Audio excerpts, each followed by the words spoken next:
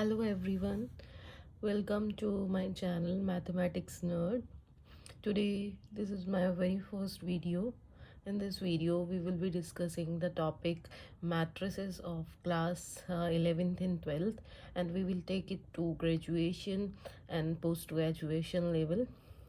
So the subtopics we will cover in this are matrices and determinant, rank of a matrix, system of linear equation, eigenvalue and eigenvector, and the last one, minimal polynomial.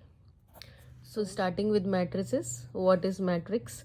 Matrix is set of numbers arranged in row and column. ठीक है, matrix क्या होता है? Arrangement होता है numbers का इन रो and column. इसमें क्या होता है कि जैसे फॉर एग्जांपल ये एक हमने अरेंजमेंट किया, यहाँ पे जो ये इंडिविजुअल जो नंबर्स हैं इनको हम एंट्री बोलेंगे. ठीक है, और जितनी हमारी रो होंगी और जितने कॉलम होंगे जो उनका मल्टीप्लिकेशन होगा वो होगा हमारा ऑर्डर मैट्रिक्स का. ये जैसे सिंपल एग्जाम्पल लेते हैं जिसकी एंट्रीज हम 2, 9, 6, 3, 11, 100 लेते हैं. तो उसमें कितनी रो हैं? 2. Clearly you can see there are 2 rows, है ना, and there are 3 columns. Okay, so the order will be 6. ठीक है. Now coming to some definitions of matrices. Okay, the various type of matrices. Okay, type of matrices. So discussing the types of matrices, we will first discuss row matrix. Okay, what is row matrix? row matrix क्या होता है? जिसमें सिर्फ एक ही रो होती है. ठीक है, रो पे कंडीशन होती है कि रो सिर्फ एक होगी, कॉलम हमारे पास कितने भी हो सकते हैं. ठीक है, like this as you can see. So the order will be 1 into n, मतलब there will be only one row and column can be any n. Okay, the second very simple you can see, है ना. The second one is column matrix. Similarly like row matrix and column matrix, there is only one column. ठीक है. So in this, as you can see, the number of column is 1. Row can be any n. Okay. Now coming to the next, we have square matrix. Okay, so square matrix क्या होता है? A matrix having same number of row and column. ठीक है, एक ऐसी matrix जिसमें number of रो और column same है. ठीक है, इसको कैसे रिप्रेजेंट करते हैं? A is equals to aij n into n, because the number of row and the number of column is same. ठीक है, like this you can see. The next is diagonal matrix. So what is a diagonal matrix? A square matrix is called diagonal matrix if and only if aij is equals to 0 for all I not equals to j. ठीक है, यहाँ पर इस चीज का क्या मतलब है? aij is equals to 0 for all I not equals to j. ठीक है, देखो स्टूडेंट्स, यहाँ पे जो हमारे डायगोनल एलिमेंट्स होते हैं ना, उनके लिए i is equals to j होता है ऑलवेज. देखो जैसे कि ये एंट्री कौन सी है हमारी? a11. ये कौन सी है? a22. ये कौन सी है? ann. तो जहाँ पर i इक्वल्स टू j है वहाँ पर तो कुछ वैल्यू मिलेगा, लेकिन जहाँ i not equals to j है वो सारी की सारी एंट्रीज हमारी क्या है? 0. तो वो क्या होती है? Diagonal matrix. बेसिकली वहाँ पे एक ऐसी मैट्रिक्स जिसमें सिर्फ और सिर्फ हमें डायगोनल एंट्रीज ही दिखेंगे, बाकी कुछ भी नहीं दिखेगा, बाकी सारी जगह हमें 0 दिखेगा. तो वो क्या होगा? एक diagonal matrix. Very simple. So coming to the next, we have scalar matrix. So what is scalar matrix? A diagonal matrix is called scalar matrix if each diagonal entry is equal. ठीक है, that is aij is equals to k for all I. ठीक है, first of all वो हमारी diagonal matrix होनी चाहिए. Diagonal matrix का मतलब क्या होता है कि जितने भी नॉन डायगोनल एलिमेंट्स हैं वो 0 हो और डायगोनल पे कुछ ना कुछ वैल्यू हो.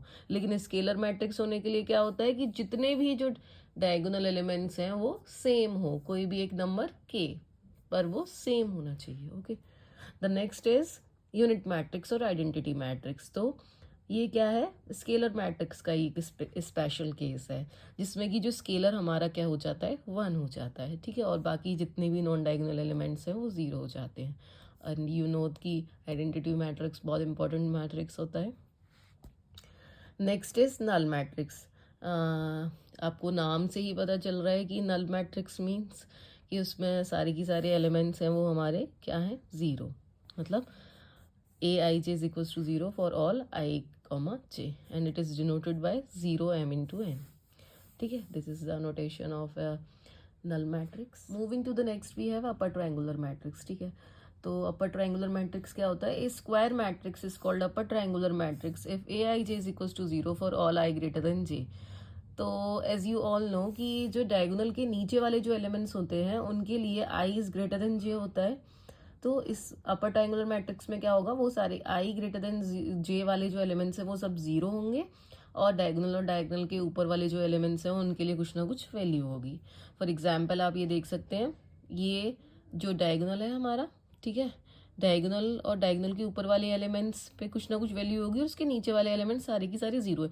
मतलब यहाँ हमारा मस्ट है कि ये जीरो होंगे, ये जो डायगोनल के नीचे वाली जो एंट्रीज हैं, लेकिन उसके ऊपर भी कहीं ना कहीं में जीरो मिल सकता है. ऐसा कंपलसरी नहीं है कि वहाँ जीरो नहीं मिल सकता, लेकिन नीचे डायगोनल के नीचे हमें ऑलवेज जीरो मिलेगा. ठीक है, I think you got my point. So the next is lower triangular matrix, similar to upper triangular matrix. In lower triangular matrix, for I less than j means the entries above the diagonal are zero. ठीक है, जैसे ये triangle form हुआ, triangle जो है यहाँ पे कुछ ना कुछ वैल्यूज होंगे और डायगोनल के जो ऊपर वो जो वैल्यूज हैं वो सब जीरो होंगी. यहाँ पे आप देख सकते हैं, ये देखो जो डायगोनल के जो ऊपर वाली जो वैल्यूज हैं वो सब जीरो है. ठीक है, so moving to the next we have singular matrix. So what is singular matrix? A square matrix is said to be singular if determinant of that matrix is zero. ठीक है, एक ऐसी स्क्वायर मैट्रिक्स जिसका determinant zero होता है वो क्या होती है? Singular matrix. ठीक है, यहाँ पे हम डिटर्मिनेंट बिल्कुल भी डिस्कस नहीं करेंगे क्योंकि हम जो मैंने ये सीरीज़ शुरू की है इसमें हम बेसिकली फोकस कर रहे हैं ग्रेजुएशन और पोस्ट ग्रेजुएशन के मैथमेटिक्स पे. और ये जो डिटर्मिनेंट जो टॉपिक है वो 11th का है. अगर आपको इस पर कोई अलग से वीडियो चाहिए तो मैं अलग से एक वीडियो बना के शेयर ज़रूर कर दूँगी. But this is a very simple topic as you all know. Okay, तो सिंगुलर मैट्रिक्स समझ आया क्या होता है? कोई भी एक ऐसी मैट्रिक्स जिसका कि डिटर्मिनेंट जीरो होता है उसको हम सिंगुलर मैट्रिक्स बोलते हैं. सिमिलरली नॉन सिंगुलर मैट्रिक्स क्या हो जाएगा? जिसका determinant not equals to zero हो. ठीक है, डिटर्मिनेंट हमेशा एक न्यूमेरिकल वैल्यू होती है, आप सबको पता है. ठीक है, और डिटर्मिनेंट हमेशा एक स्क्वायर मैट्रिक्स के लिए कैलकुलेट किया जाता है. ठीक है, so now moving to the next very important matrix, that is idempotent matrix. So students, what is idempotent matrix? A square matrix is called idempotent matrix if and only if a square is equals to a. So here you can see a square is equals to a, which implies a cube is equals to a. We can write a cube as a square into a, and which is again equals to a. This a square is again equals to a, and into a, which comes out to be a again. For a to the power 4 also it comes out to be a again. So in general we can say if a is idempotent then a to the power n is equals to a for all n belongings to natural number. ठीक है, but if a to the power n is equals to a, this does not implies that the matrix is idempotent. ठीक है, इसका मतलब क्या है कि किस n कोई भी एक नंबर है, मतलब हम ए की कोई भी हमने एक पावर की, उसके लिए जो हमारे जो वैल्यू है वो ए के ही बराबर आ गई तो हम आइडेम्पोटेंट नहीं कह सकते ना. वहाँ पे जो एन है वो 2 के ही बराबर होना चाहिए, तभी तो हम आइडेम्पोटेंट कह पाएंगे. ठीक है, तो the converse of this statement is not true. Okay, again we have if A is idempotent then A square is equals to A. Now taking the determinant we get a determinant of a into a is equals to determinant of a, which gives us determinant of a is equals to 0 or 1. So the determinant of idempotent matrix is either 0 or 1 always. Moving to the next we have nilpotent matrix. Okay, so what is nilpotent matrix? A square matrix is said to be nilpotent if a to the power k is equals to 0, but a to the power k minus 1 is not equals to 0, where k is less than equals to n, and here k is called index of a. यहाँ पे क्या कहना चाह रहा है कि nilpotent matrix के लिए जो फर्स्ट कंडीशन है वो ये है कि वो स्क्वायर मैट्रिक्स हो और उसके लिए उसमें ए टू द पावर के ज़ीरो हो, लेकिन ए टू द पावर जो के माइनस वन है वो ज़ीरो के बराबर ना हो, और जहाँ पे जो के हो वो ए के ऑर्डर से छोटा या बराबर हो, ठीक है। अब taking the definition, a to the power k is equals to 0 for nilpotent matrix, which implies taking the determinant on both the sides we get this. Okay, now we can write this like this. So this implies determinant of a into determinant of a into determinant of a k times is equals to 0, which implies determinant of a to the power k is equals to 0, which implies determinant of a is equals to 0. And you all know, if the determinant of a matrix is 0, then it is called singular matrix. So this is the definition of nilpotent matrix. मतलब if a to the power k is equals to 0 and a to the power k minus 1 is not equals to 0, so the matrix is nilpotent. So every nilpotent matrix is a singular matrix, ठीक है, every nilpotent matrix is a singular matrix, but the converse need not to be true, which means a singular matrix need not to be a nilpotent matrix. Okay, अब एक result students देखो, ये एक general result है कि यहाँ पे P और जो Q है ना, कोई भी दो स्टेटमेंट है, ठीक है, और जो P स्टेटमेंट है वो Q को इम्प्लाई कर रहा है, तो ये हमेशा ट्रू होता है कि not of Q is implies not of P, ठीक है। ये जो बेसिकली जो हमारा यूज़फुल होता है, बहुत ही यूज़फुल होता है, कोई हमें एक स्टेटमेंट दे रखा है ना, उसका कन्वर्स बनाने में बहुत ही यूज़फुल रिजल्ट है। शायद आप लोगों में से बहुत सारे लोग इसको बहुत अच्छे से जानते होंगे और यूज़ भी करते होंगे। जब MCQ क्वेश्चंस आते हैं हमारे पास, तो किसी रिज़ल्ट का कन्वर्स कई बार वो हमें पूछ लेता है, तो इसकी हेल्प से हम उसका कन्वर्स बहुत ईजीली सोच सकते हैं, जान सकते हैं, ठीक है।